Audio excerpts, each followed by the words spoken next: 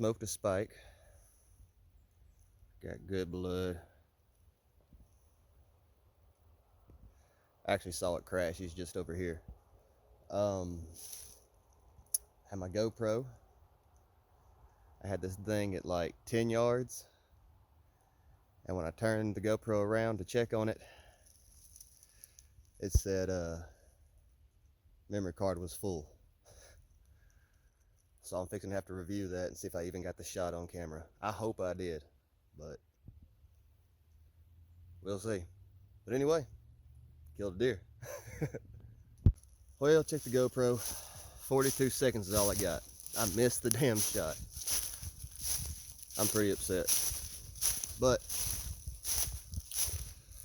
we're fixing to go over here and take a look at our deer, so at least we're going home with meat. That's always a plus. Right over here somewhere. There he is.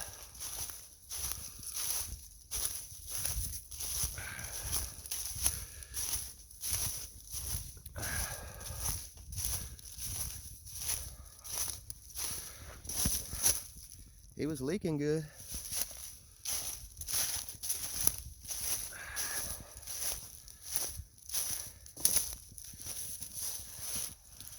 There we go. Ain't nothing special about him. Boy, that rage is something just nasty. I tell you what. But there he is. Now I gotta haul him down this damn mountain. Let's get to it. Alright y'all, well, since I didn't get the shot on camera, even though it was at 10 yards, and my memory card was full, I decided to do a time lapse of showing you how I break down a deer. Now, if you're wanting more detail and stuff, there's a lot of guys on the internet that can show you way better than I can. But this is just how I do it. This just kind of lets me show you a little bit of how things go at my house. Nothing special. You know, the whole concept of coon dick is, you know, you do what you can with what you got, and that's what I'm doing.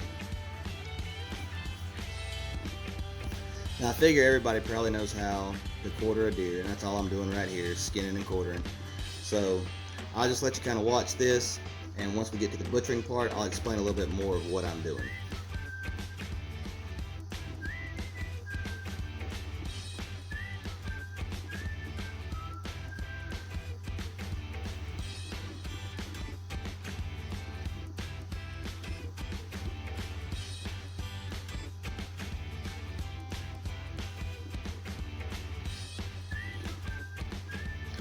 Alright, so I'll start out with the shoulder. We eat a lot of hamburger at my house, a lot of sausage, a lot of jerky. So these are going to be dedicated to just that. Every now and then I'll keep one just for, you know, smoking, but most of the time I don't. Now, before everybody starts jumping my bones about the fact that I'm not keeping the shanks, I don't like keeping the shanks. I don't like stewing them and stuff. It's just too much work, and I got dogs that really don't care what your opinion is because they like the shank meat just fine.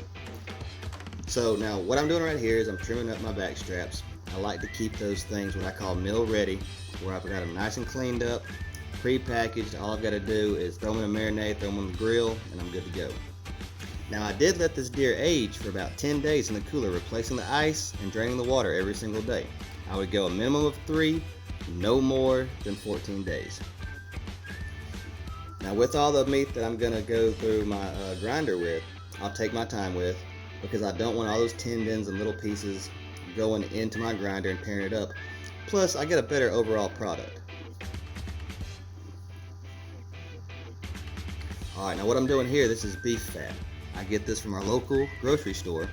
The guy saves a bunch of beef fat every year for deer hunters, so we always have that on hand. But what I do here is I grind everything out. I do a 60-40 grind, which is 40% beef fat, 60% venison. I think it just makes it taste better. Venison's already super lean. There's not even any grease in the bottom of the pan when you do it like this. So I just like it better that way. Now I used to use vacuum seal bags to package everything, but I had freezer burn issues, believe that.